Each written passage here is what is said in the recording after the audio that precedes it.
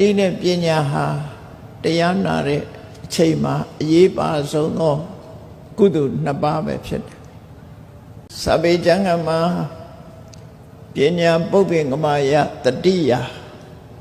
ဖြင့်စနာဝဋ္ဌရဏသမထတာတရားချစ်ခင်သူတော်စင်များအနေနဲ့ပညာဥဆောင်တဲ့တတိနဲ့စကလုံးအကြောင်းအရာစသည်ကိုအာယုစူးစိုက်ပြီးတော့မှတ်သားကြရမှာဖြစ်ပြီး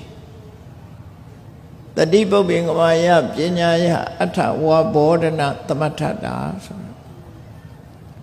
တတိဥဆောင်တဲ့ပညာနဲ့အနေအဓိပ္ပာယ်ကိုထိုးတွင်သိနိုင်မှာဖြစ်တယ်ပေါ့ဒါကြောင့်ကိုယ့်ရဲ့ယဉ်နဲ့နှလုံးထဲမှာရှိတဲ့တတိနဲ့ပညာဒီနှစ်ခုကိုတိုးမြင့်ထားဖို့မြင့်မအောင်အာယုစူးစိုက်ဖို့ပြီးတဲ့အခါမှာကြောင်းကျိုးဆင်ခြင်သုံးသပ်ဖို့ဓမ္မသာလည်း